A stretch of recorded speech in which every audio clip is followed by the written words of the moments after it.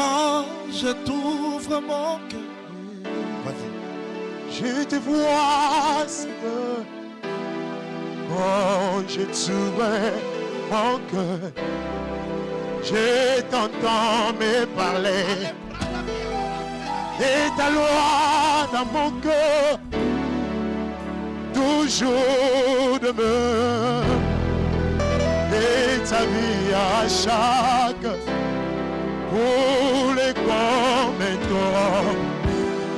Quand je t'ouvre mon cœur, je te vois, Seigneur.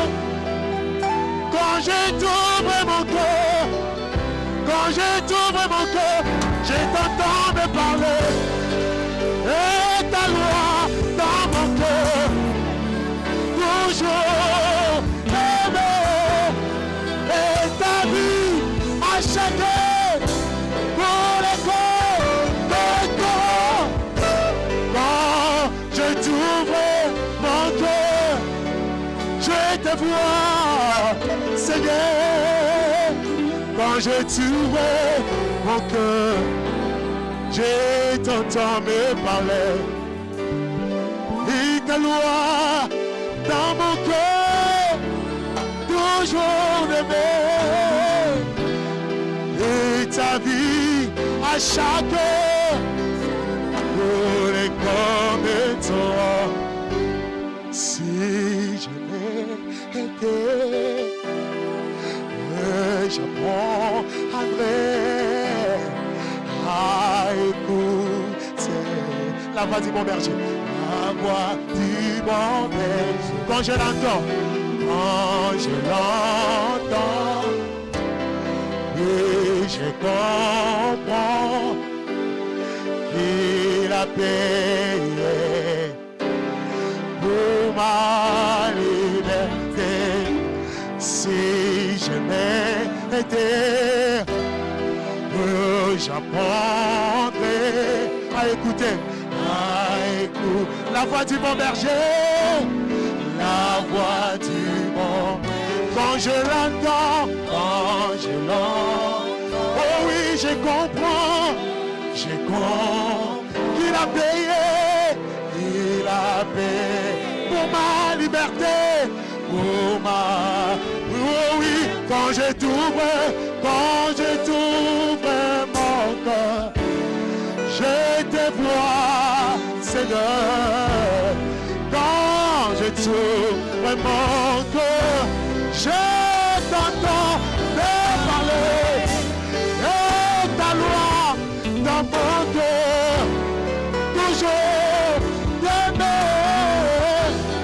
Et ta vie à chacun pour les commettre. quand je t'ouvre mon cœur, je t'entends, ô Seigneur. Quand je t'ouvre, fils, viens. Oui, viens. Et ta loi dans mon cœur. Pendant qu'on est en train d'adorer, je vois une vision. Vision, je te vois monter comme une structure. C'est comme une entreprise. Mais beaucoup plus en termes de cabinet. Et je vois dans ces cabinets-là, c'est comme quelque chose qui a trait au consulting. Et ce qui est extraordinaire dans la vision, je vois beaucoup de papiers. Et dans ces papiers, je vois beaucoup de croquis. Beaucoup de croquis. Et la voix du Seigneur est en train de me dire que celui que tu es en train de voir devant toi va faire comme un cabinet de consultation en matière de construction. C'est comme si c'est lié aux travaux architecturaux.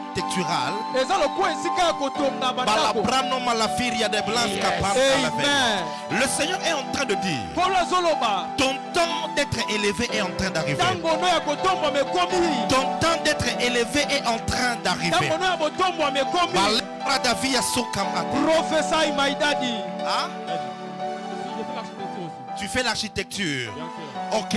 Le Seigneur est en train de me dire, tu vas monter comme une entreprise. Ça sera comme un cabinet.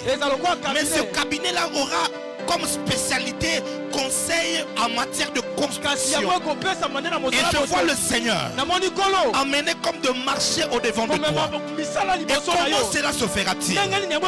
Tu as été comme dans un marché dans lequel on vous avait demandé de travailler. Mais seulement tu as travaillé et la personne qui vous avait amené le marché vous a escroqué. Parce que je vois que vous avez travaillé, mais vous vous attendiez à ce qu'on vous paie. Mais on ne vous a pas payé. La personne est partie avec l'argent et avec le projet. Le Seigneur est en train de me dire que le temps arrive. Il va utiliser cette même personne-là. Je vois, il t'appelle et il te dit, viens, on va travailler. Je te vois être sceptique pour dire, lui, il est toujours comme ça. Il va risquer de m'escroquer encore. Mais Dieu me dit, cette fois-ci, vous allez travailler de nouveau et tu seras non seulement payé, mais avec ce que tu auras, tu vas monter ta propre structure. Et avec cette structure-là, tu vas commencer à avoir des marchés. Je vois le Seigneur amener vers toi des Libanais, des Indiens, je vois des Pakistanais, je vois des gens de plusieurs races qui acceptent de te faire confiance. Le Seigneur est en train de dire, tu n'attendras pas 10 ans, tu n'attendras pas 5 ans, tu n'attendras pas 3 ans, car dans les jours qui sont devant toi, ces parents sont en train de courir à l'accomplissement. Alors que tu as le cœur ouvert, je suis en train de décréter que ta saison est en train d'arriver. Je suis en train de décréter que ta saison d'élévation est en train d'arriver. Je suis en train de décréter que ta saison de l'accomplissement de tes projets est en train d'arriver. Celui qui croit et qui dit Amen, qu'il reçoive cela. Amen. Avance, prophète. Come on, my daddy. Rabba Shabba Rabba. Yes, yes. Yes. Come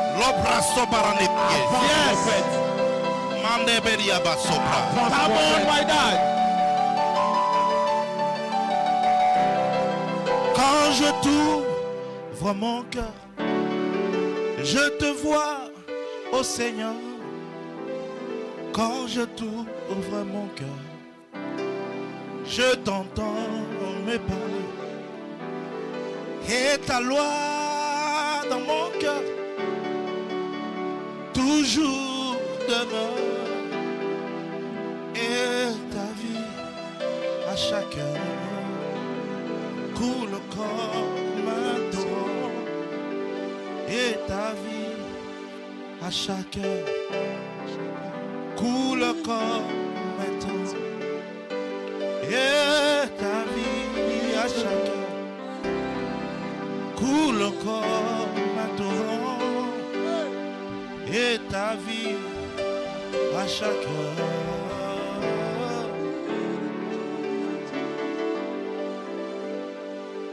Fils,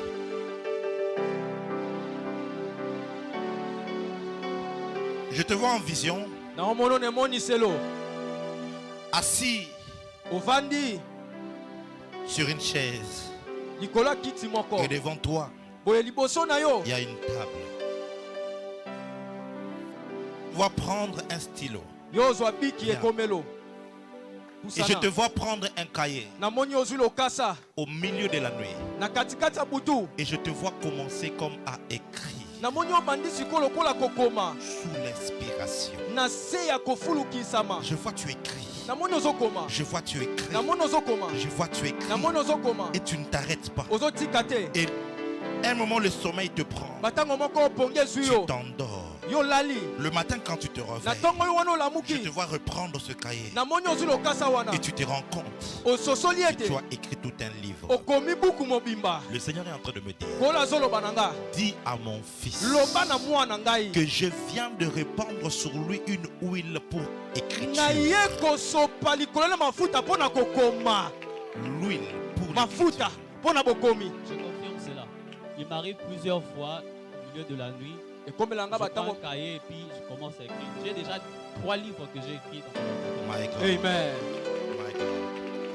Come on, my God. Des livres là. Pas pendant qu'on est en train de prier, j'ai vu cette vision-là. Et j'ai posé la question à l'esprit de Dieu. Et ce sont des cantiques qui m'a dit non. Je lui ai donné la grâce de l'écriture. Dans les jours qui viennent, je te vois publier des livres. Et parmi ces livres-là, il y en a un qui va traiter avec la marche par l'esprit. Le Seigneur est en train de me dire qu'il va pouvoir te donner de l'avance sur plusieurs. Il va te donner de l'illumination comme tu n'as aucune idée. Et dans les jours qui viennent, je vois des grands te lire les ouvrages que tu es en train de publier. Le Seigneur dit, ne néglige pas ça, parce que par ce canal-là, il a décidé de te donner une position dans cette vie ici. J'ai un livre que j'écris sur la marche par l'esprit. Marche par l'esprit. Je parle du désert comme méthode de Dieu. Mon Dieu. Prophesy. Come on, my daddy. Alléluia. Alléluia.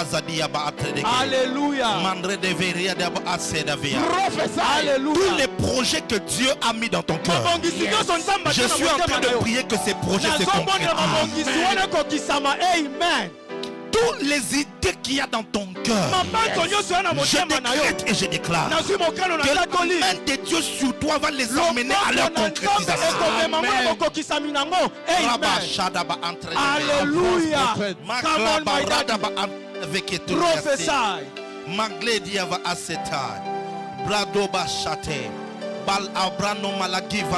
Amen.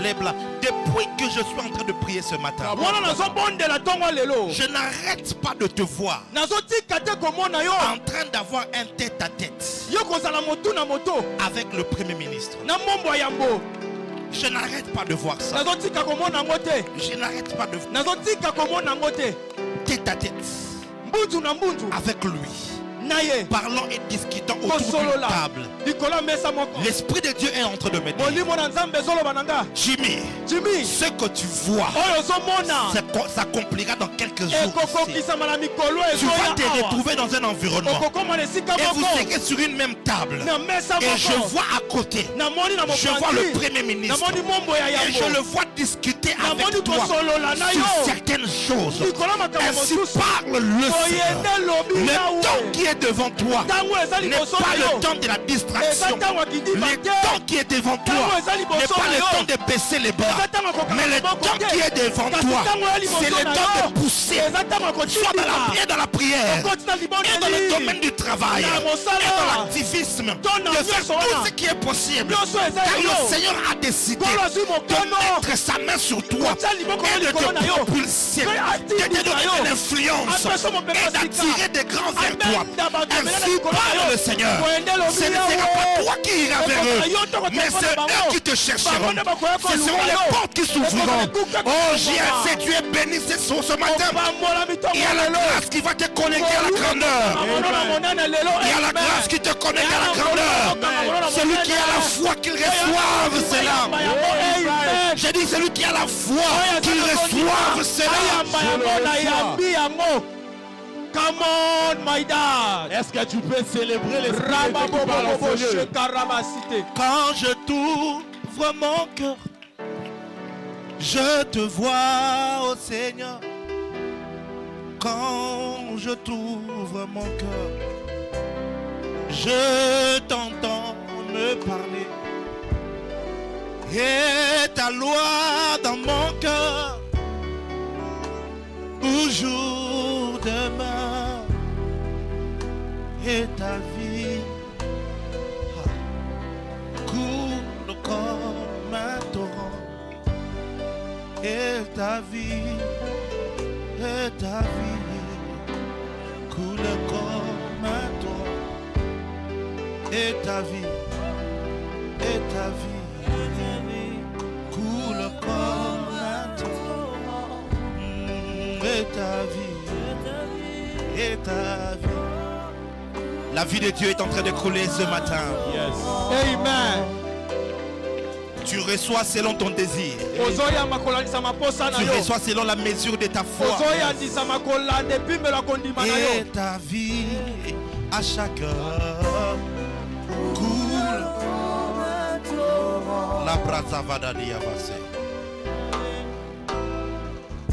Fils, va dire à maman,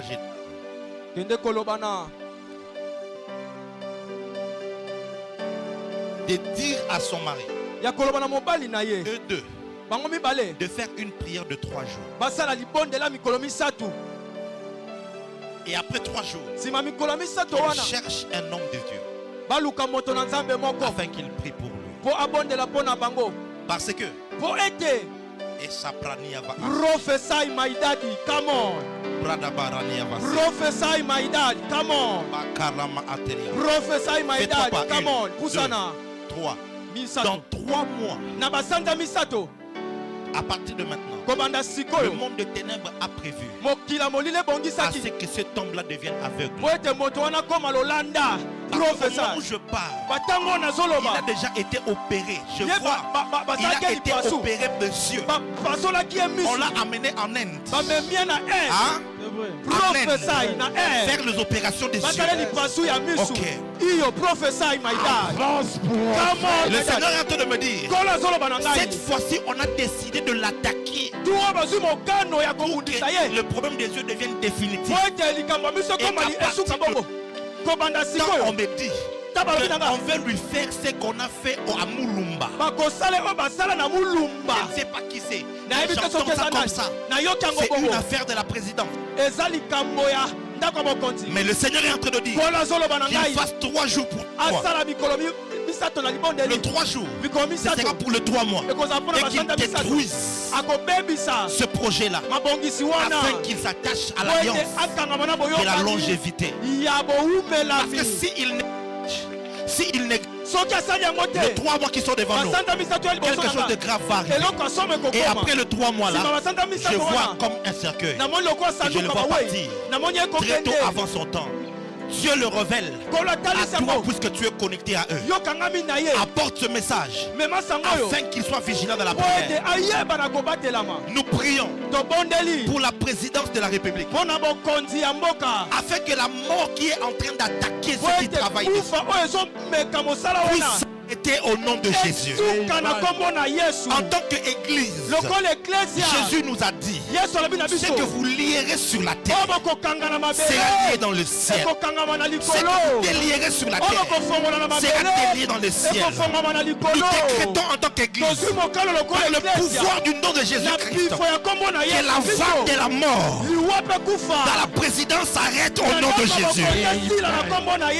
Peu importe les raisons, que ce soit des raisons naturelles ou des raisons mystiques, au nom de Jésus-Christ, nous arrêtons la mort. Nous arrêtons la mort. Nous arrêtons la mort. Nous arrêtons la mort à la présidence de la République au nom de Jésus-Christ, afin que vous sachiez que ce n'est pas le pouvoir ancestral qui protège, ce ne sont pas des pouvoirs occultes qui protègent, afin que vous sachiez que c'est Jésus-Christ qui protège par le pied de son sang.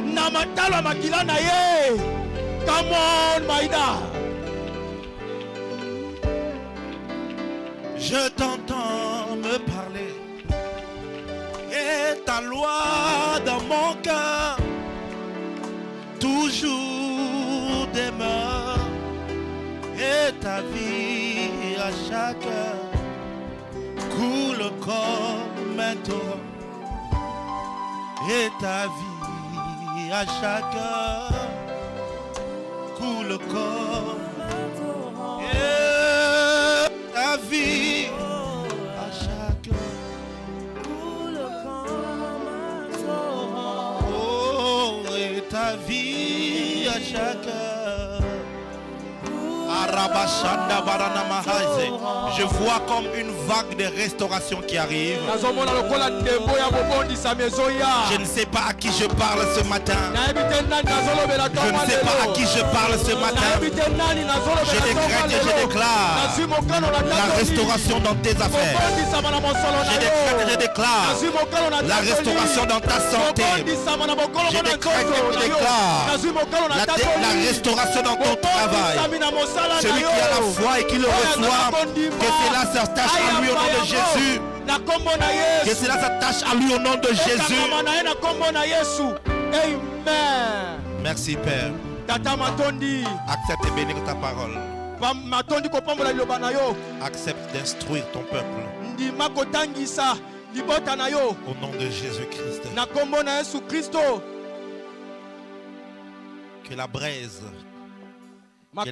Que la braise. La braise. Que la braise du Saint-Autel puisse toucher ma langue. Au nom de Jésus-Christ. Au nom de Jésus-Christ. Accorde-moi la grâce de dispenser ta parole avec fidélité. Merci Père. Amen. Amen. Alléluia. Amen. Alléluia. Amen. Est-ce que quelqu'un m'entend? Alléluia. Amen. Est-ce que tu peux acclamer fortement les Seigneurs? Oh, je sens la présence de Dieu ce matin. Honore cette présence par tes acclamations. Quand Dieu est là, il faut l'honorer. L'un des principes pour garder la présence de Dieu, c'est l'honneur. Et l'un des moyens d'honorer Dieu, c'est par les acclamations, par les cris de joie, par l'exaltation. Il est bon parmi nous. Il est miséricordieux. Il pardonne nos péchés. Il guérit toutes nos maladies. Il nous fait du bien. Quel est ce Dieu-là?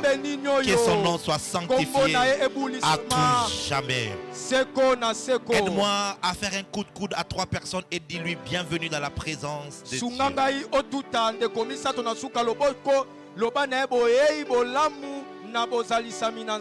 Gloire à Jésus-Christ. Tenons-nous debout s'il vous plaît et prenons nos Bibles. Je nous propose de lire 2 textes de l'Écriture.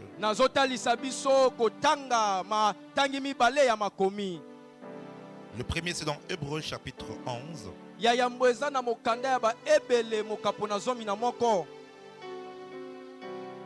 Nous lirons à partir du verset 8. Hébreux chapitre 11 à partir du verset 8. Il est écrit: c'est par la foi qu'Abraham, lors de sa vocation, obéit et partit pour le lieu qu'il devait recevoir en héritage, et qu'il partit sans savoir où il allait. Il partit sans savoir où il allait. Nous commençons ce matin un enseignement qui s'intitule Un voyage à destination inconnue. Il partit sans savoir où il allait. Genèse chapitre 12. Nous voyons maintenant la source de l'histoire à partir du verset 1.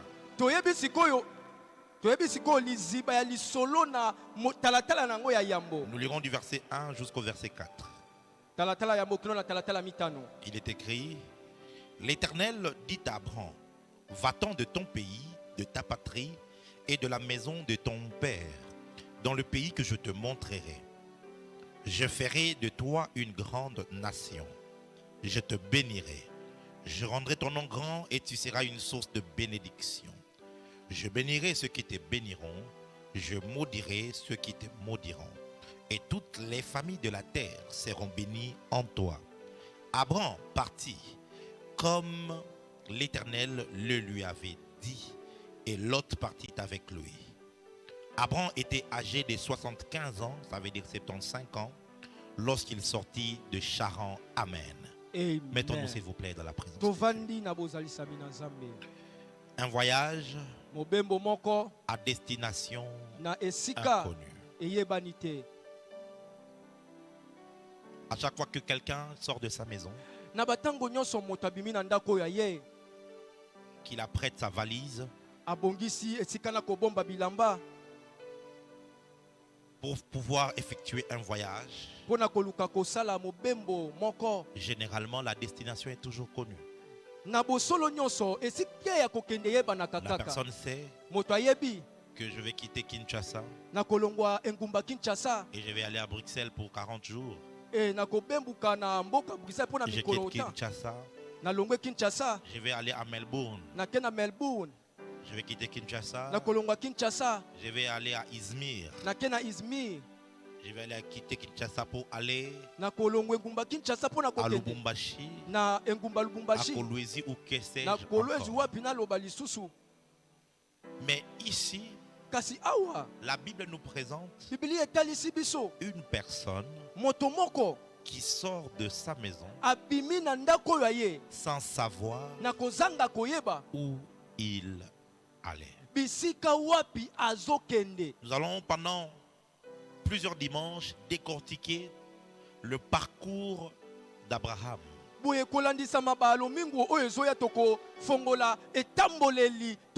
Sa marche avec le Seigneur et son voyage à destination inconnue. Et ce matin, je vais parler d'un sous-thème: obéir sans faillir. Obéir sans faillir. La première des choses que vous devez savoir, c'est que Abraham est le fils d'un homme qu'on appelle Térak. Térak vivait dans un pays qu'on appelait Chaldée, dans une contrée qu'on appelait Our. Et dans cette contrée-là, il y avait de l'idolâtrie. La famille d'Abraham était une famille idolâtre. Lorsque nous parlons de l'idolâtrie, c'est l'équivalence de la sorcellerie, de l'occultisme. Donc le papa d'Abraham était un grand sorcier. Il était un sacrificateur des dieux étrangers. Et lorsque on parle de Chaldée, il y a ce qu'on appelle le Chaldéen. C'était un peuple qui était fort en guerre, mais surtout un peuple qui était versé dans les ténèbres. C'était des peuples qui connaissaient des arts mystiques. Et dans cette contrée-là, ils étaient un peuple polythéiste. Ça veut dire qu'ils adoraient plusieurs dieux. Ils adoraient plusieurs dieux. Parmi les dieux adorés à cette époque, il y avait le dieu Moloch. À l'époque, il y avait déjà Baal, il y avait Astarté, il y avait Tammuz, il y avait plusieurs autres dieux. Sémiramis a été élevé comme une déesse. Nimrod a été élevé au rang d'un roi.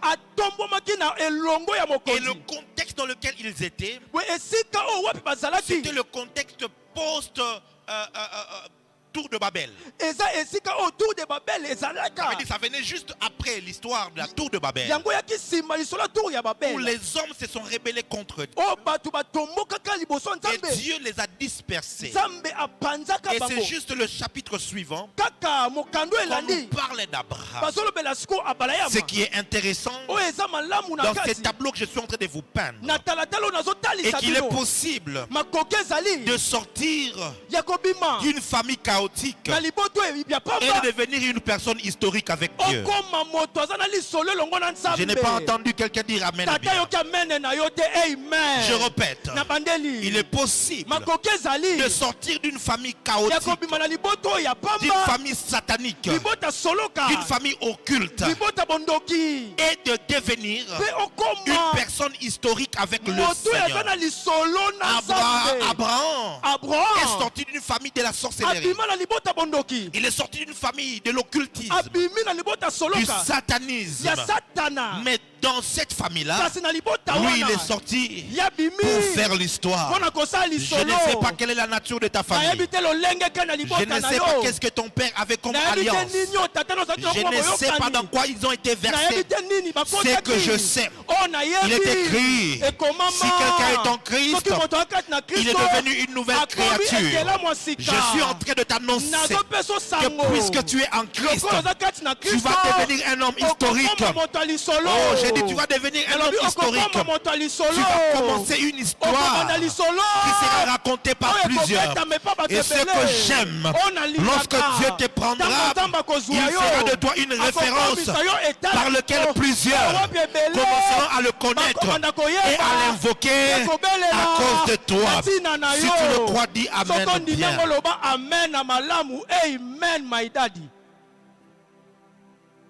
Deuxième chose, Abraham n'était pas le seul enfant de cet homme qu'on appelle Térak. Non. Il avait eu 3 fils. Il avait eu Abraham, Nacor, et puis cet homme qu'on appelait Haran. Abraham, Nacor, et puis Haran. Haran était mort, c'est lui le papa de Lot. Et Nacor était le frère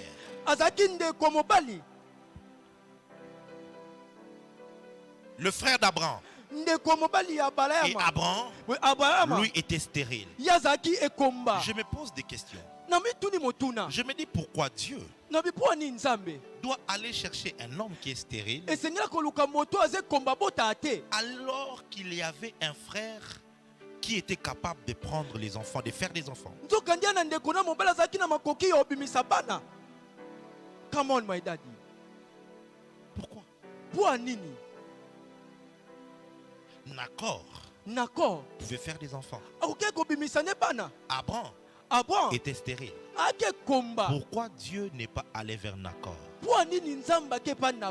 La réponse est simple. C'est que le choix de Dieu est souverain. Dieu ne consulte pas la météo lorsqu'il veut te faire du bien. Dieu ne fait pas un conseil d'État pour décider lorsqu'il veut choisir une personne.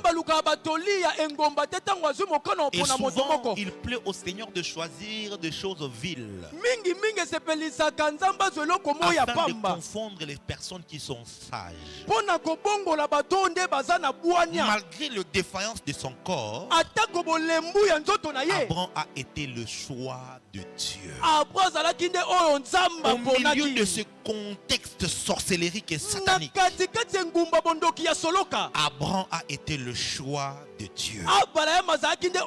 Malgré les difficultés qu'il avait à enfanter, Abraham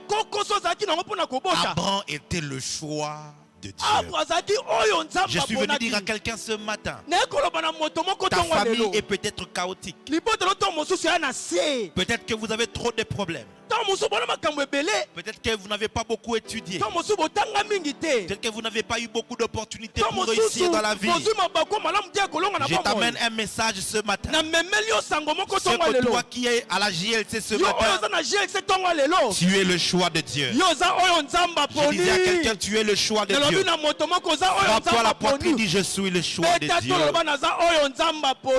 Quand Dieu choisit, il ne consulte pas les hommes. Parce que si Dieu devait consulter quelqu'un, s'il devait consulter Térak, Térak allait dire, mon fils ici, il a déjà 75 ans. il n'a pas d'enfant, ça ne sert à rien d'aller avec lui. Mais quand Dieu vient, il prend celui qui avait le plus de problèmes. J'aimerais te dire, plus grand est ton problème, plus tu deviens éligible au choix de Dieu. Come on, my dad. Je dis, plus grand devient ton problème, plus chaotique devient ton vie, tu deviens éligible au miracle. Si Dieu était allé vers Nacor allait dire, c'est parce que j'ai la capacité d'enfanter. Alors que Dieu souvent aime emprunter des méthodes non conventionnelles afin qu'à la fin que la gloire lui revienne et que personne ne dise que je l'ai fait par ma force, je l'ai fait par ma main, je l'ai fait par mon intelligence. Souvent Dieu choisit de disqualifier et il le qualifie afin d'accomplir avec eux des grandes choses. Y a-t-il quelqu'un ici qui a été disqualifié dans sa famille? Y a-t-il quelqu'un ici qui a été disqualifié dans son travail? Y a-t-il quelqu'un ici qui a été disqualifié dans sa santé ou même dans la société? J'aimerais te dire, tu es le choix de Dieu. Amen. Toi, Dieu passera. Par Dieu passera pour commencer de nouvelles choses. Par toi, Dieu passera pour inaugurer une nouvelle lignée. Je suis en train de voir ce matin des hommes et des femmes qui vont inaugurer la lignée de millionnaires dans leur famille. Je ne sais pas à qui je prophétise ce matin. Je suis en train de voir des hommes et des femmes qui vont inaugurer la lignée des hommes qui construisent encore et encore. Ils construisent et ils ont des chaînes immobilières.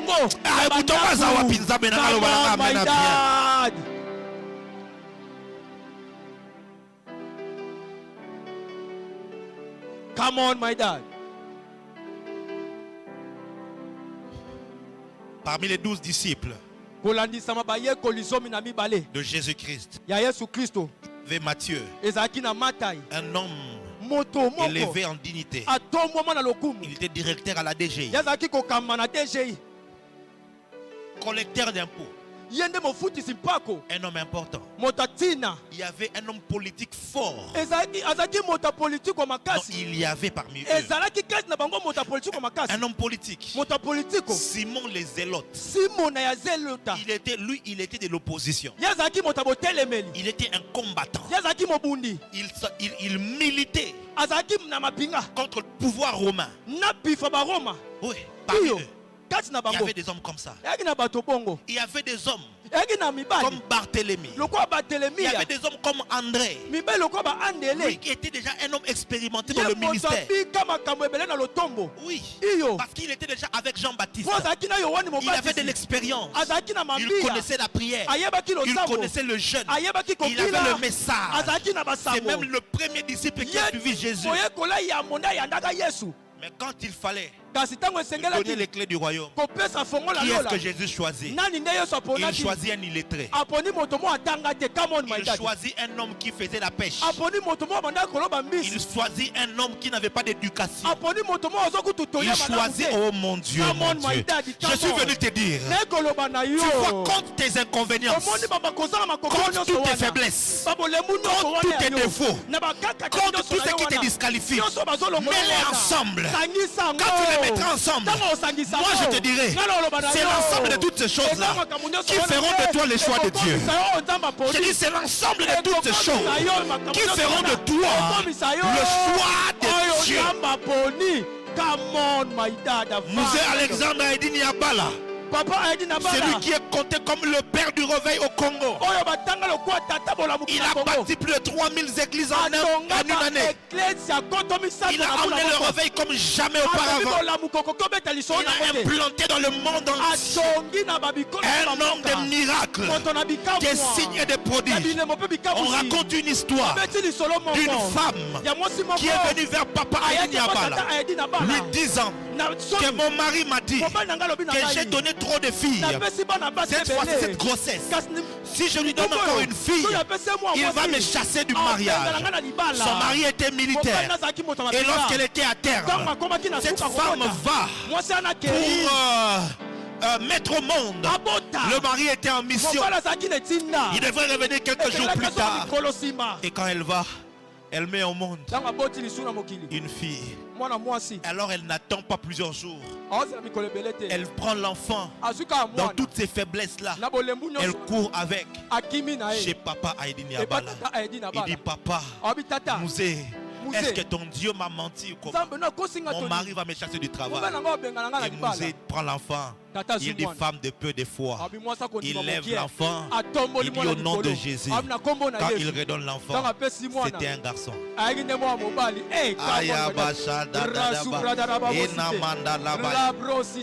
Cet homme dont je parle, j'ai lu un livre. Et dans ce livre, l'homme de Dieu, l'archibishop Benson Idahosa témoigne. Benson Idahosa, il témoigne qu'ils sont allés une fois faire le baptême dans une rivière. Et cette rivière-là était remplie de crocodiles. Alors Benson Idahosa dit, moi je ne peux pas entrer là-bas. Je ne veux pas risquer ma vie. Et on dit, Mouzé Yabala rigole. Il rigole et il entre dans l'eau. Et il dit à tous les crocodiles, sortez car j'ai un travail à faire. Et on a commencé à voir les crocodiles sortir de l'eau. Sortir de l'eau. Tous les crocodiles sont sortis. Il a commencé à baptiser. Il a commencé à baptiser. Il a commencé à baptiser. Plus tard, Benson Idahosa l'a rejoint. Ils ont baptisé. Quand la dernière personne a été baptisée et que Benson Idahosa est sorti, Mouzé Yabala, pendant qu'il sortait, quand il a mis son pied à l'extérieur, les crocodiles ont commencé dans l'eau. Ils retournaient dans l'eau. Mes frères et sœurs, si on commence à vous raconter les miracles que Dieu a fait avec cet homme, les prodiges que Dieu a fait avec cet homme, mais vous savez quoi? Cet homme a arrêté les études en 3e primaire. Il n'a pas eu une grande éducation. Il ne savait pas parler français. Il ne savait pas parler anglais. Il prêchait en swahili. Il disait Katika Jina la Yesu. J'aimerais te dire, Bawa Ekibaka Monoko. Je disais la puissance ne s'occupe pas du fait que tu as beaucoup étudié ou tu n'as pas beaucoup étudié, que tu viennes d'une grande famille ou tu ne viens pas d'une grande famille. Ce qui est plus important, c'est que tu sois le choix de Dieu. J'aimerais te dire, si Dieu a utilisé Aïdine Yabala, lui qui n'a pas une grande éducation, c'est qu'il va pouvoir t'utiliser. D'ailleurs, vous toujours au monde à D6, toi-même tu as une graduat, Dieu peut t'utiliser. J'aimerais te dire, si Dieu a béni des hommes qui n'avaient pas de base, de background, c'est que Dieu est capable. Oh, j'aimerais te raconter l'histoire d'une jeune fille qui est entrée dans le royaume de Mède et de Perse. Elle y est entrée comme esclave. Elle y est entrée comme n'ayant aucun avantage. Mais le Dieu d'Israël l'a prise et l'a établie comme étant une reine. My God, je suis en train de parler d'Esther. Elle n'avait pas une grande éducation. Elle ne connaissait pas beaucoup sur la culture. Elle n'était pas raffinée. Elle n'avait pas beaucoup d'avantages. Mais ce qu'elle avait, elle avait la grâce au mon Dieu. J'aimerais te dire, tu peux manquer les avantages, mais si tu as la grâce, c'est que tu vas faire au mon Dieu. C'est comme si je ne me retrouve pas à la bonne église. C'est comme s'il faut que je change d'église, là où ce message pourra être reçu.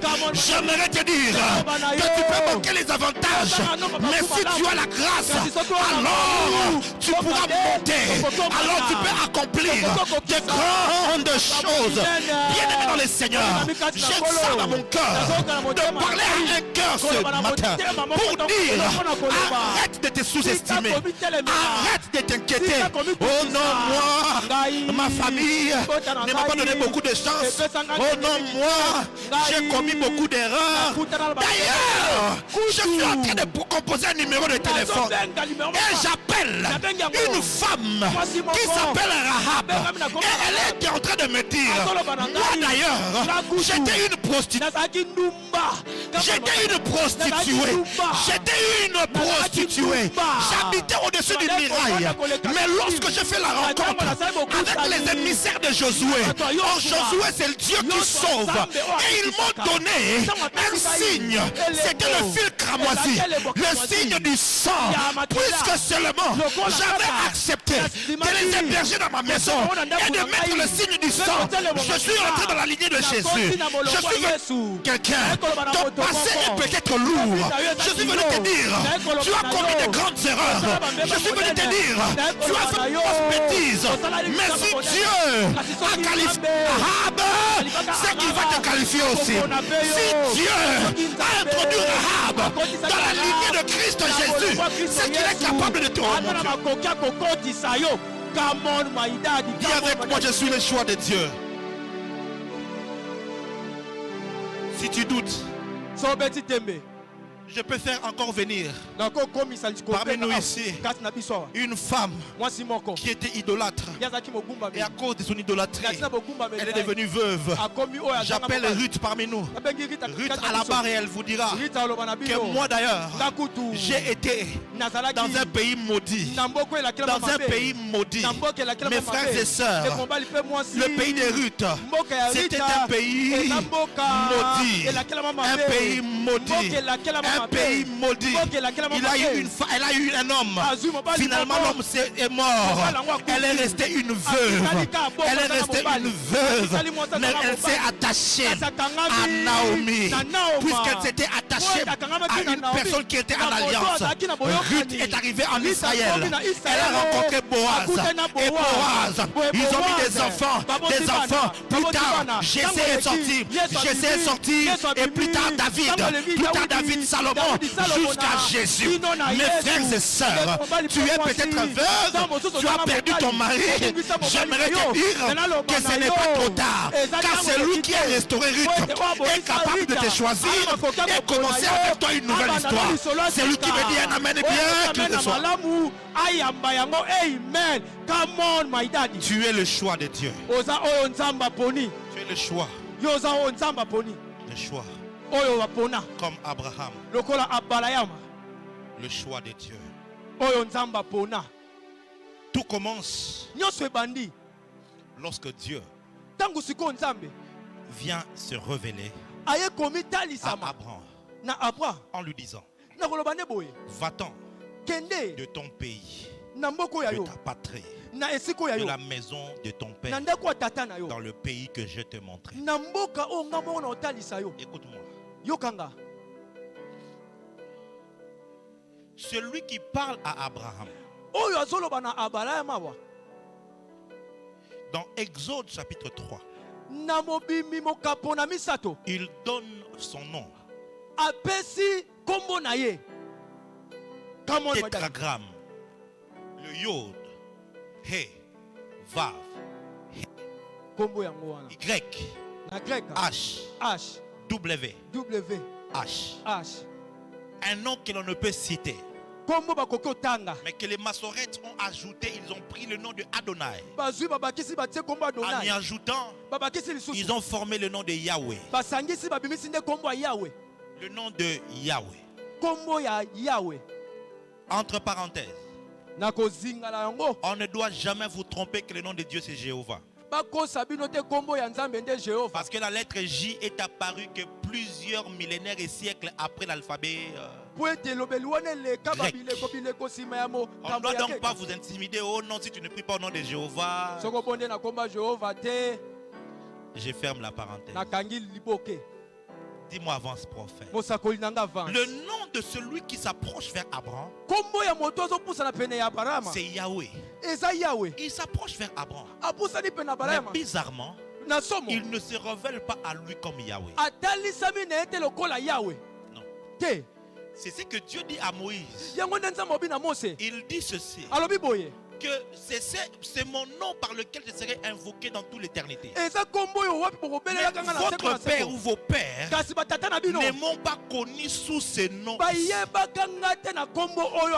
Yahweh vient vers Abraham, il ne se révèle pas comme étant celui qui suit. Il se révèle à lui comme étant El Shaddai. Pourquoi est-ce que Dieu ne se présente pas comme Yahweh mais comme El Shaddai? Shaddai veut dire celui qui a plusieurs mamelles. Oui, c'est lui qui a plusieurs mamelles. C'est ça Shaddai. Ok? C'est lui qui a plusieurs mamelles. Suis-moi très bien. Abraham, il vit dans un pays où lorsqu'il faut chercher les enfants, il faut aller vers un Dieu spécifique qui donne les enfants. Lorsque vous voulez aller faire la guerre, il faut aller vers un Dieu spécifique qui vous donnera la force pour faire la guerre.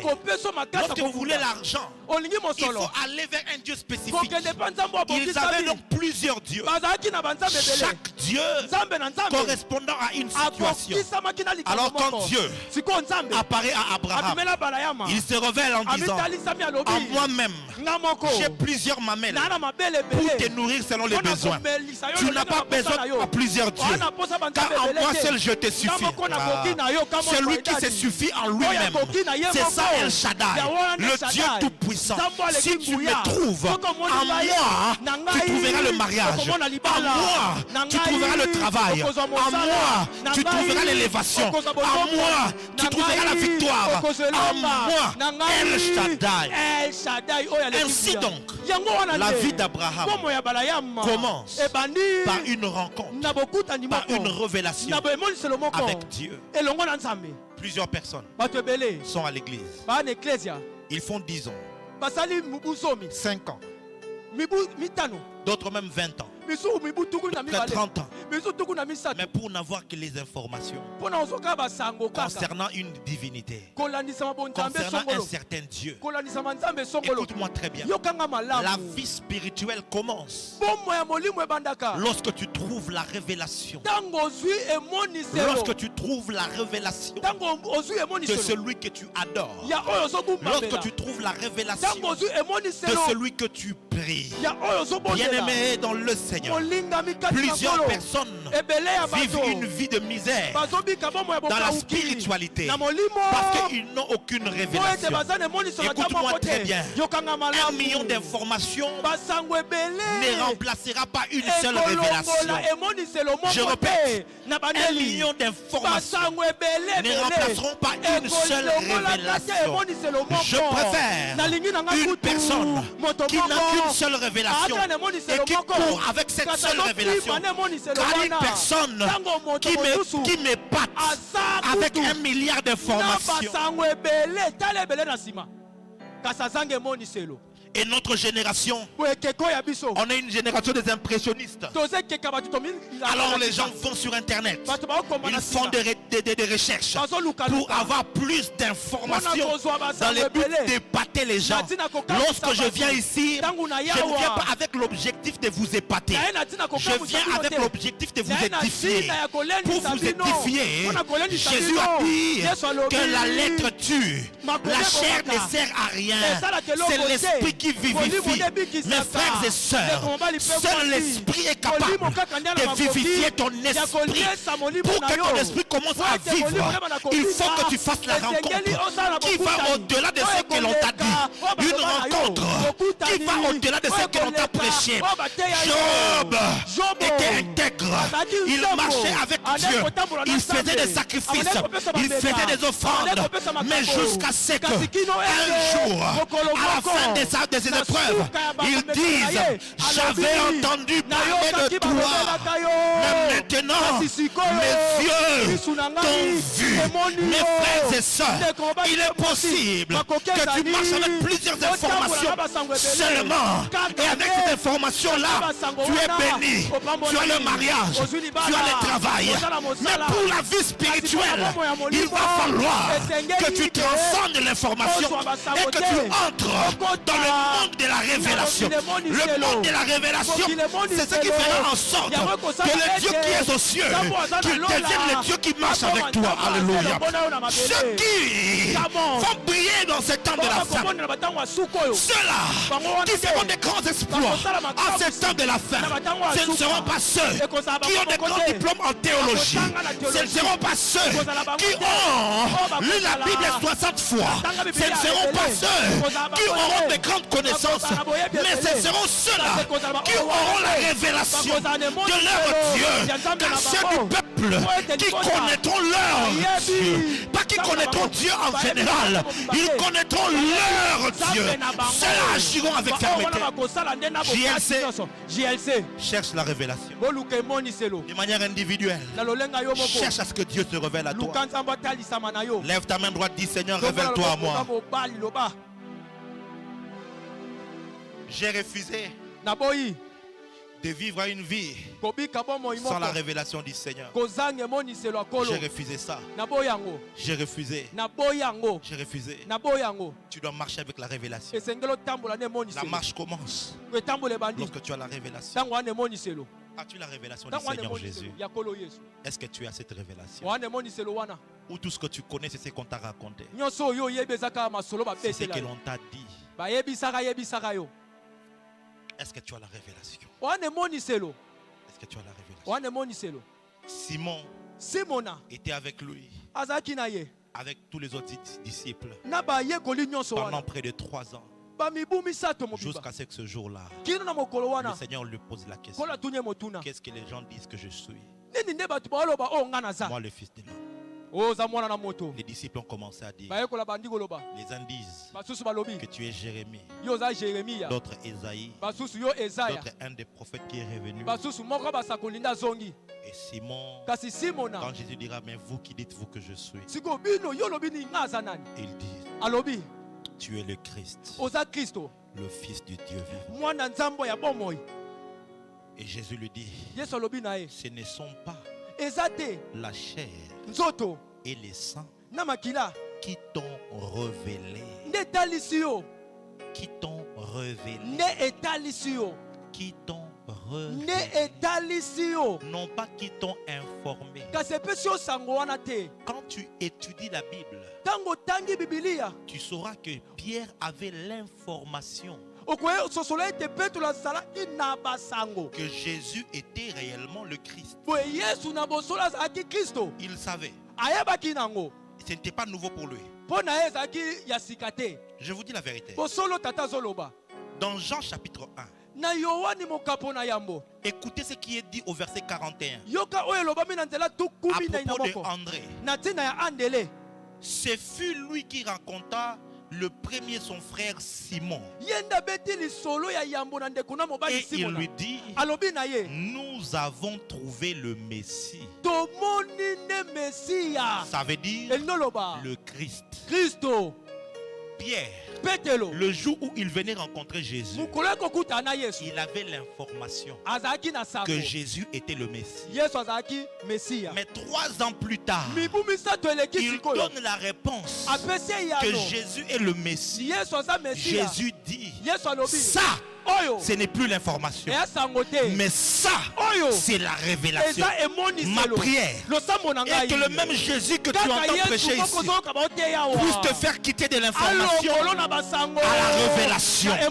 Ma prière est que la même Bible que tu as toujours lue ici puisse quitter le domaine de l'information et que tu entres dans le domaine de la révélation.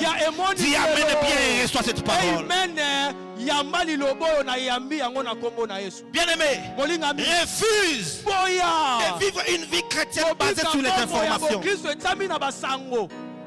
Refuse ça. Refuse. Quand je prie, je dis toujours à Dieu, je ne te connais pas assez. Révèle-toi à moi.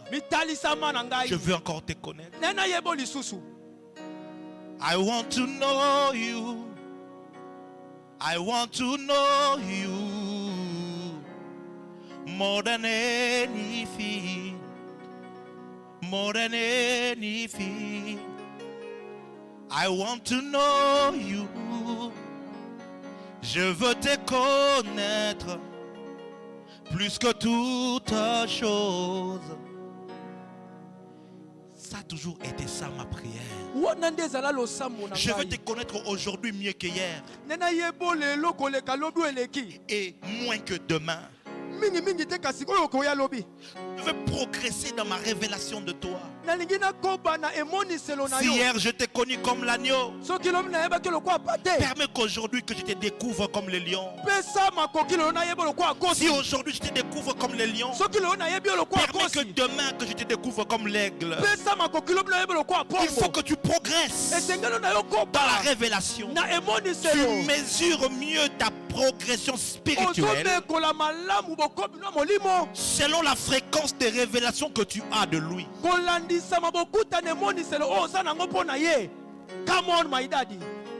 Ça là c'est pour une seule personne que je viens de prêcher. C'est pas pour toi, attends que je déclare que tu vas te marier pour recevoir. Come on, my daddy. La vie d'Abraham commence lorsqu'il fait la rencontre de Dieu. Mais quand Dieu vient vers lui, avant de lui promettre la bénédiction, il lui donne un ordre. Il lui dit, va-t'en de ton pays, de ta patrie, de ta maison, de la maison de ton père, et va dans le pays que je te montrerai. Il lui dit d'abord de sortir. Il lui dit de quitter. Il lui dit d'abandonner. Mes frères et sœurs, celui à qui le Seigneur est en train de parler n'a pas 18 ans. Il n'a pas 25 ans. Il n'est pas célibataire. Il n'est pas pauvre en train de se rechercher dans la vie. Non. Lorsque vous lisez le chapitre 11 de Genèse toujours, écoutez ce qu'on dit d'Abraham.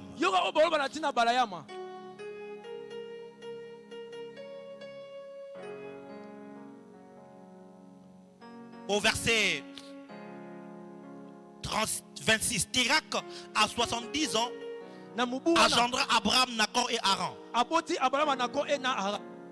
Et verset 29, pardon. Abraham et Nacor prirent des femmes. Le nom de la femme d'Abraham était Sarai et le nom de la femme de Nacor était Milka. Et Milka, fille d'Haran, père de Milka et père de Jiska, Sarai était stérile et n'avait point d'enfant. Térak prit Abraham, son fils, et ils sortirent. Bref, ils avancèrent. Écoutez ce que la Bible dit. Chapitre 12, verset 5. Abraham prit Sarai, sa femme, et Lot, fils de son frère, avec tous les biens qu'il possédait, et le serviteur qu'il a acquis à Charan. Il partit. Attendez. Généralement, on nous fait croire que ceux qui suivent Dieu sont des gens pauvres, sont des gens instables, sont des gens qui se recherchent un peu dans la vie. Mais celui que Dieu vient appeler, il a 75 ans. 2. Il a une femme. 3. Il a un neveu qu'il est en train de berger. 4. Il a des possessions. 5. Il a des esclaves. Si tu peux déjà avoir des esclaves, ça veut dire que tu es riche. Abraham était riche. Il prospérait à Charan. Et Dieu vient et il lui dit, sors. Sors d'ici. Sors. Waouh. Et qu'est-ce que Christ nous dit? Celui qui veut sauver sa vie la perdra. Celui qui perdra sa vie à cause de moi la retrouvera. Mes frères et sœurs, je suis sincère. Si j'étais Abraham, je ne suis pas sûr que je pouvais obéir si facilement. J'ai un bon travail ici. Mes affaires prospèrent. J'ai une femme qui a une belle famille. Elle a sa famille.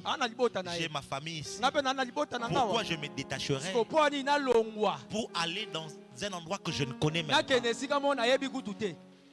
J'aurais demandé des signes à Dieu.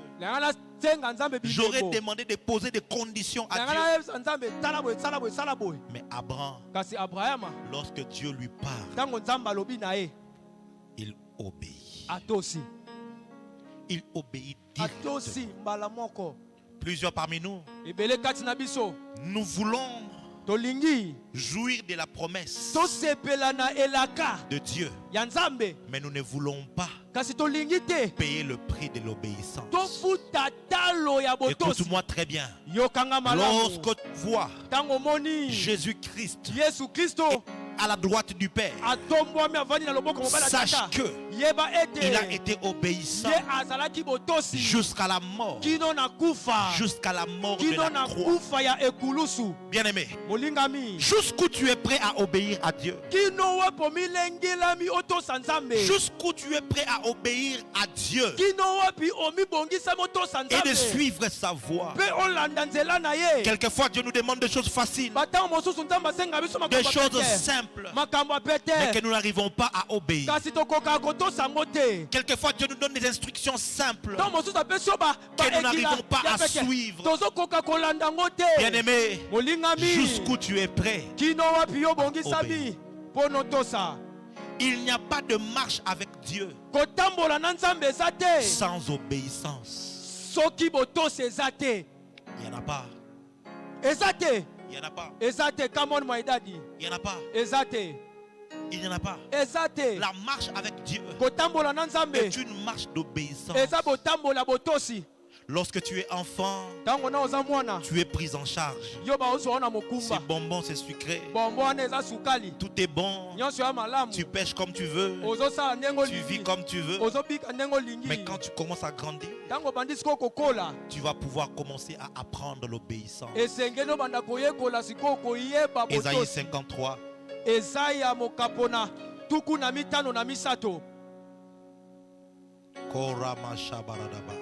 Alléluia.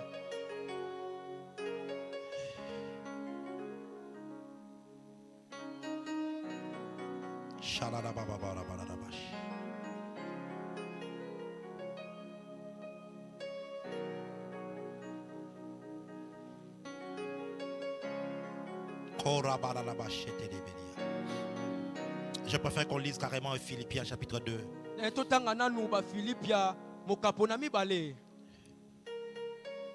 À partir du verset 5. Et en vous, les sentiments qui étaient en Jésus-Christ, lequel existant en forme de Dieu n'a point regardé comme une proie à arracher d'être égal avec Dieu, mais s'est dépouillé lui-même en prenant une forme de serviteur, en devenant semblable aux hommes, et ayant paru comme un simple homme, il s'est humilié lui-même, se rendant obéissant jusqu'à la mort, même jusqu'à la mort de la croix. C'est pourquoi aussi Dieu l'a souverainement élevé et lui a donné le nom au-dessus, qui est au-dessus de tout nom, afin qu'au nom de Jésus, tout genou fléchisse, dans les cieux, sur la terre et même sous la terre, et que toute langue confesse que Jésus-Christ est Seigneur, à la gloire de Dieu le Père. Amen. Il s'est rendu obéissant. De même Abraham, il n'avait pas beaucoup d'expérience avec Dieu. Il n'avait pas beaucoup de certitude. Mais quand Dieu lui a dit, sors de ta patrie, de la maison de ton père, de ton pays, va. La prochaine chose qu'il a faite, il a obéi. Écoutez-moi, plusieurs, leur obéissance est partielle. partiel. Ndam. Ndambu. Seigneur, j'obéis d'aller au culte. Mais Seigneur, je ne saurais pas abandonner le mensonge. Je ne vais pas obéir avec... Seigneur, j'obéis pour donner l'offrande. Mais je n'obéis pas pour méditer la parole. Seigneur, j'obéis pour me marier à une seule femme. Mais je n'obéirai pas pour être fidèle à une seule femme. Plusieurs d'entre nous, nous avons une obéissance partielle. Dieu ne te demande pas une obéissance partielle. Dieu te demande une obéissance complète. Un homme a dit, si Jésus n'est pas le Seigneur de tout, il n'est pas Seigneur du tout. Obéis. Quelquefois ça va te coûter tes relations. Obéis. Quelquefois ça va te coûter quelques avantages. Obéis. Quelquefois ça va te coûter ta réputation. Obéis. Quelquefois ça va te coûter ton honneur. Mais obéis. Ce qui est bien est que si seulement tu obéis, alors tu seras couronné. Si seulement tu, oh mon Dieu, si seulement tu obéis, alors tu vas vivre l'accomplissement de la promesse. Écoute-moi, Dieu n'est pas féticheur, Dieu n'est pas magicien, Dieu n'est pas marabout. Lorsque tu vas chez les féticheurs, tu n'as que faire de lui. Fais-moi seulement quelques bikila. Donne-moi quelques fétiches et je vais réussir. Et puis je vais faire ma vie. Dieu n'est pas comme ça. Lorsque tu viens à lui, Dieu te dira, je veux que tu te soumettes. Il faut que tu te soumettes. La parole dit, soumettez-vous à Dieu et résistez au diable.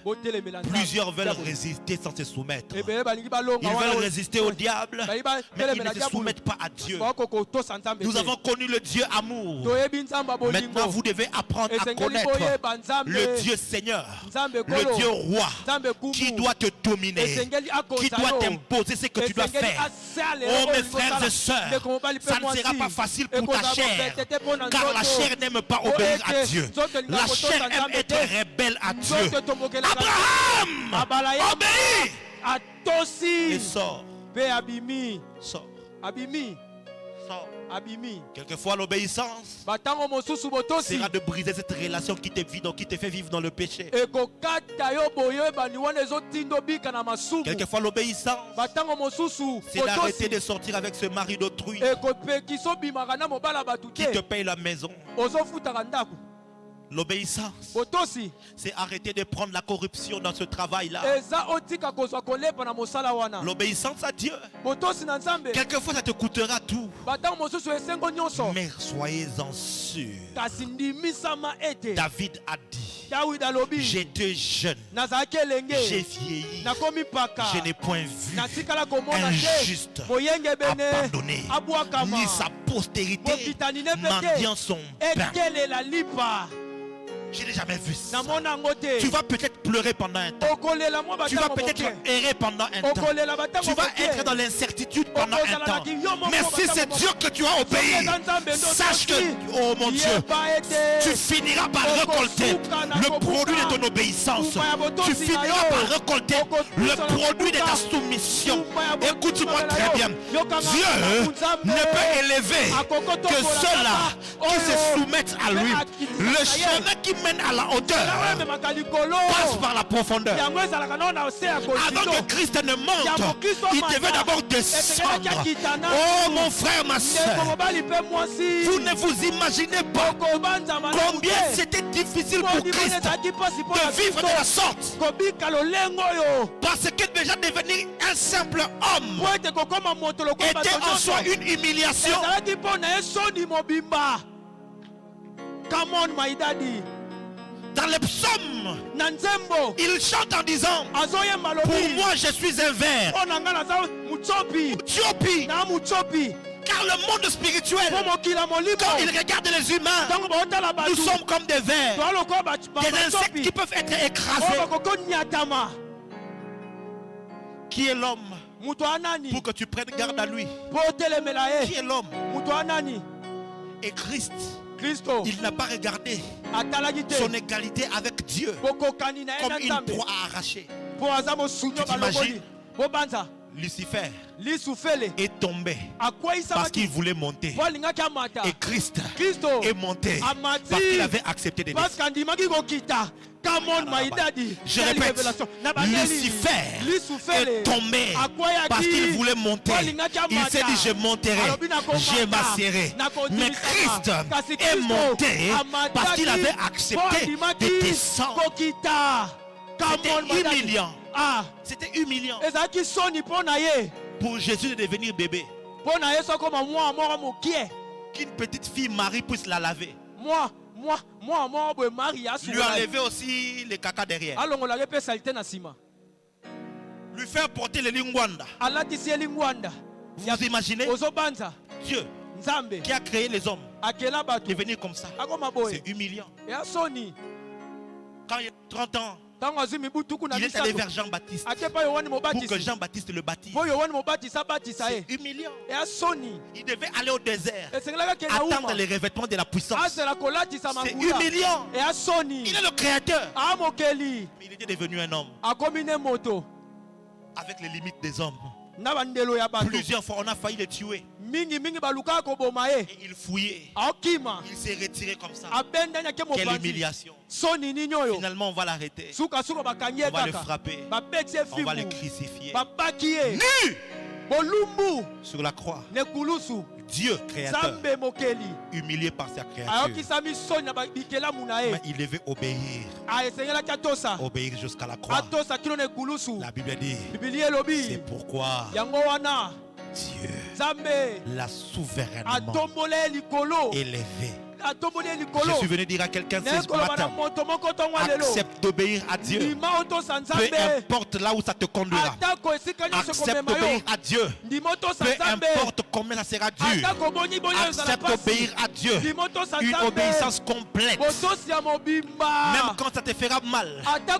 Obéir. Même quand ça te fera pleurer. Obéir. Je me souviens lorsque Dieu m'a dit, tu n'es pas appelé à faire un travail pour un homme, car tu es une possession pour moi. Il voulait que je sois à temps plein. Il me l'a dit clairement. C'était difficile. Difficile. Car je ne voulais pas une vie de pauvreté. Surtout pas une vie qui dépendait des paniers des offrandes. Parce que je savais que les bandits sont méchants. Il va venir, il a $300 à la maison. Il va prendre 1000 francs, il vient mettre là-bas. Si tu veux servir Dieu pour dépendre des offrandes, tu vas souffrir ou bien tu vas toucher au fétiche. Je te dis la vérité. On ne sert pas Dieu pour l'argent. Et moi donc je voulais travailler et servir. Je t'encourage, jeune homme. N'arrête pas les études au nom du ministère. Finis tes études. Va à l'université. Trouve-toi un travail. Crée un business. L'appel de Dieu n'est pas l'appel à la paresse. Dieu veut que tu sois en temps plein. Il est assez responsable pour te le dire de manière spécifique. Non. Tu fais à l'école, pourquoi on a Dieu m'a appelé au ministère? Je sens que je suis comme Samuel. Non, pas pour oh non, Samuel il vivait dans les temples. Alléluia. Amen. C'était tellement clair que Dieu me le disait. Ah Seigneur, le jour où mon travail était fini, je pleurais. Parce que je savais que je ne travaillerais plus jamais dans une entreprise.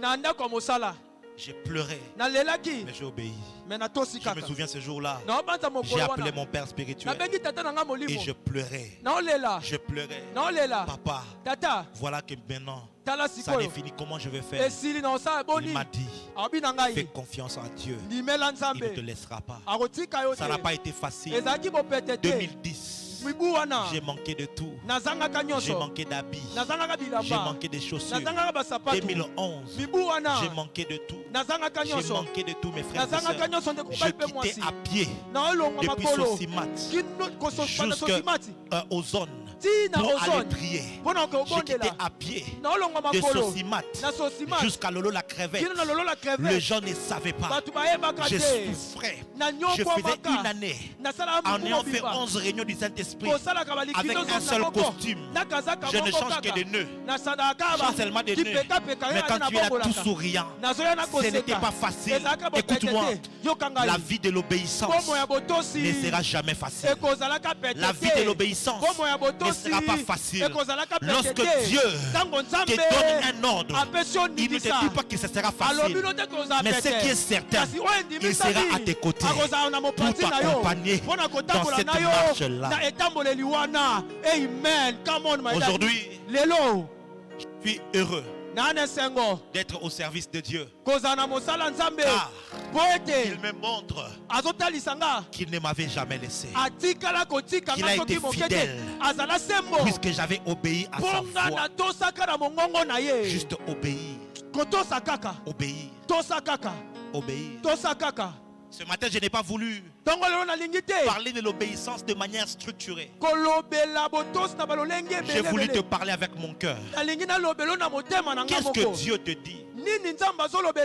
Qu'est-ce qui est écrit dans la parole que tu n'obéis pas encore dans ta vie? Qu'est-ce que les Écritures enseignent mais que tu n'obéis pas encore? Ce n'est pas obéir aux Écritures. Ce n'est pas obéir à Dieu. Ce matin, je suis venu dire à Abraham, Dieu se révèle à toi. Il faut que tu apprennes l'obéissance. Que tu apprennes l'obéissance. Beaucoup de gens n'obéissent pas. Même à l'église, ils n'obéissent pas. Quand on donne un programme, ils n'obéissent pas. Ils ne savent pas. Et quand tu n'obéis pas à un homme que Dieu a placé devant toi, c'est Dieu en fait. Ananias et Saphira ont refusé d'obéir à l'ordre de Pierre de pouvoir amener toutes leurs bourses devant Pierre. Et ils ont cru que c'était Pierre. C'est à Pierre qui n'avait pas obéi. Or, Pierre leur dira, ce n'est pas aux hommes que vous avez menti, mais c'est à Dieu. Le problème de l'église du 21e siècle, c'est un problème d'obéissance. C'est un problème d'obéissance. L'église ce n'est pas comme une foire. L'église, c'est une armée qui marche aux ordres de Jésus-Christ et au commandement des hommes qu'il place devant. On te dira, viens, va, fais ceci. Et il n'y a pas de merci après. C'est un service militaire. Apprends l'obéissance. Si tu entres sur le chemin de l'obéissance, tu finiras sur l'arrêt de la récompense. Je répète, si tu entres et tu empruntes le boulevard de l'obéissance, tu finiras sur l'arrêt de la récompense. Que Dieu bénisse sa parole. Clame le Seigneur et lève-toi. Pendant que je prêchais, le Saint-Esprit était en train de te révéler les aspects de ta vie auxquels tu n'obéis pas encore au Seigneur. Le Saint-Esprit était en train de te montrer que non, toi tu sais ici. Sois debout s'il te plaît. Nous allons prier. Nous allons prier. Quel est ce domaine de ta vie auquel tu n'obéis pas encore à Dieu? Qui n'est pas encore soumis à Dieu? Est-ce que toute l'assemblée peut être debout? Jésus. Jésus. Je me donne au parfum. Je me donne au parfum pour toi. Je me donne au parfum, Seigneur. Au parfum pour toi. Un parfum qui chante. Un parfum qui danse. Un parfum mélodie. Coulant de tout mon âme. Chante avec moi.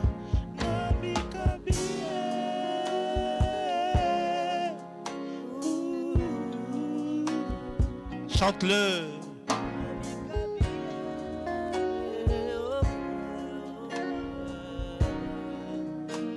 Je me donne tout à toi.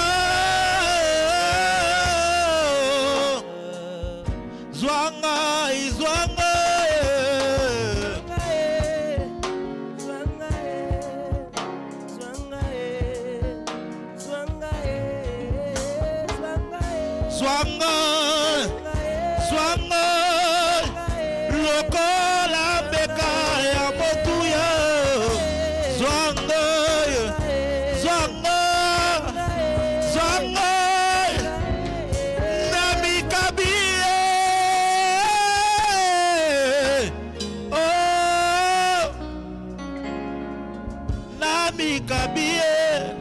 Je veux que tu lèves ta voix et que tu commences à dire à Dieu: Seigneur, j'accepte de t'obéir. Peut-être que Dieu te disait: serre-moi dans tel département. Tu ne voulais pas. Dis à Dieu ce matin: j'accepte de t'obéir. Peut-être que Dieu te disait: pose telle action dans ma présence. Mais tu ne voulais pas. Dis à Dieu ce matin: j'accepte de t'obéir. Peut-être qu'il y avait quelque chose dans la parole que tu n'arrivais pas à obéir. Dieu qui te disait: pardonne à ceux qui t'ont fait du mal. Mais toi tu avais dit: je ne pardonnerai pas. Donc tu désobéissais à Dieu. Peut-être que toi Dieu disait: je ne sais pas. Mais je sens qu'il y a des gens qui doivent prier. Lève légèrement tes deux mains et commence à parler à Dieu.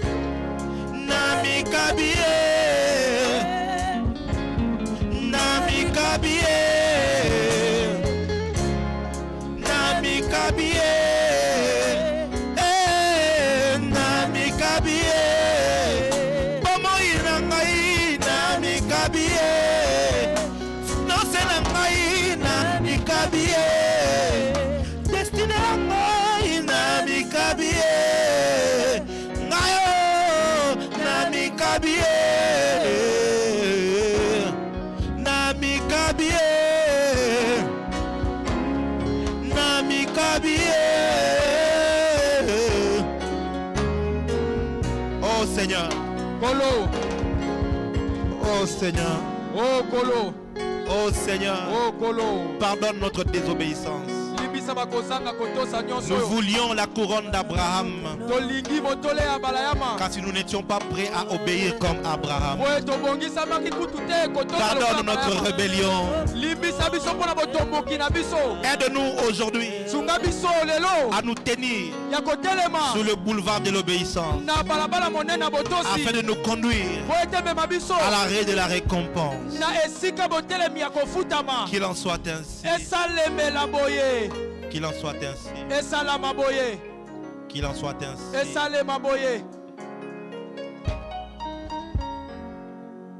J'aimerais la plus grande obéissance c'est celle de soumettre sa vie sous l'autorité de Christ.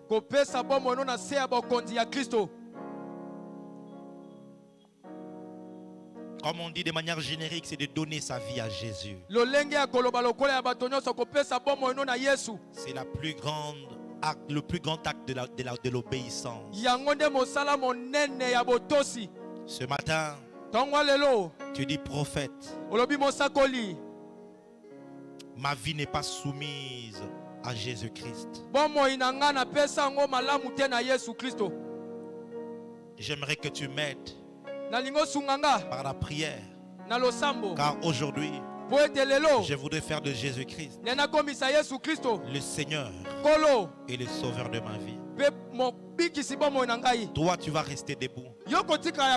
Tous les autres, j'aimerais que vous puissiez vous asseoir. Mais toi, avec qui tu veux que je prie avec toi, reste debout.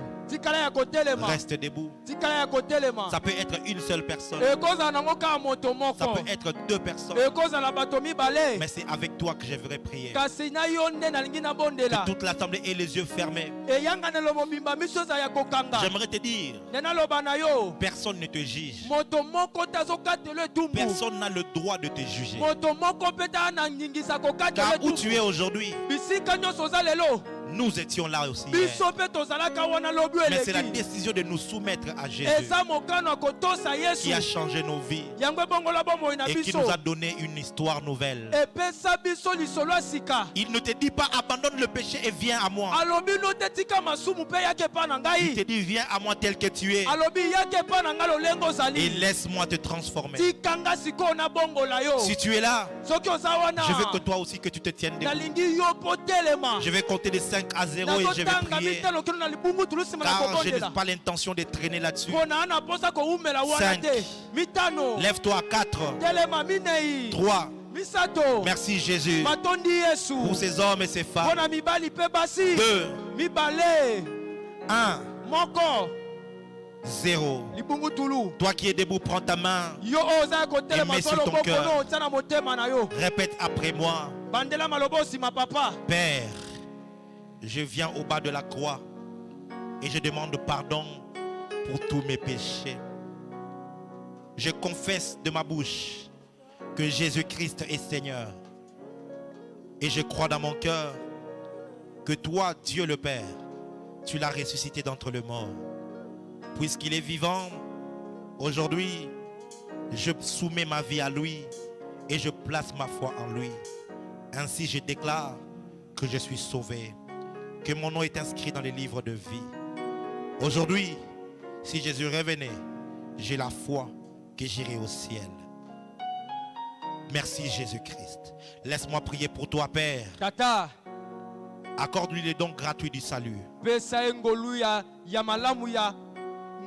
Et qu'une nouvelle vie lui soit donnée aujourd'hui. Que ses péchés soient pardonnés. Et qu'une nouvelle page soit ouverte pour lui. Au nom de Jésus-Christ. Amen. Acclame le Seigneur. Mets-toi, s'il te plaît. Tu as fait